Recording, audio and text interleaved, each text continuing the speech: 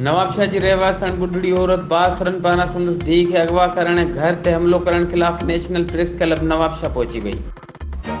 नवाबशाह जे इलाके मोहब्बत कॉलोनी जी रहवासन गुलजार खातून पंहिंजी धी समीना शाह सानिया शाह सां गॾु नेशनल प्रेस क्लब नवाबशाह में प्रेस कॉन्फ्रेंस कंदे दाहिंदे चयो त बासर दानियाल तुन्यो अली गुल तुन्यो ज़ुबैर तुन्यो ऐं कुझु नामालूम माण्हुनि हथियारनि जे ज़ोर ते मुंहिंजे घर में दाख़िल थी औरतुनि मथां तशदुद कयो, जंहिंखां पोइ ॼाणायल बासरनि मुंहिंजी न्याणी सना शाह खे अगवा करे गुम करे छॾियो, जंहिंजो हिन वक़्त ताईं को बि पतो न पइजी सघियो आहे। मुतासिर औरत लुड़क लाड़ींदे वधीक ॿुधायो त दानियाल तुन्यो अली गुल तुन्यो ऐं ज़ुबैर तुन्यो जेके बासर आहिनि, जिन खे अॻूणे एसएसपी शहीद बेनज़ीराबाद तनवीर तुन्नी जी सपोर्ट हासिल है। उन करे नवाबशाह पुलिस बासरन जी वंगार बांधे हथियारबंदन सां बिट बणिजी असांजे घर ते हमलो करायो, असांजी न्याणी सना शाह खे अगवा करायो आहे।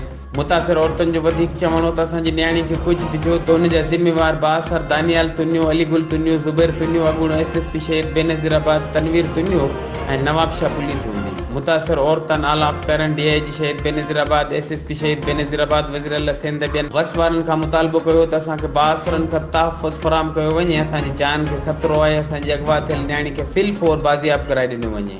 ॿी सूरत में असां डीआईजी ऑफिस आॾो धरणो हणी पाण खे बाहि ॾेई साड़ींदासीं। HRJDO न्यूज़ ते इन वक़्त ताईं बसि एतिरो ई। वधीक तफ़सीली ख़बरनि लाइ विज़िट कयो असांजो YouTube चैनल HRJDO न्यूज़।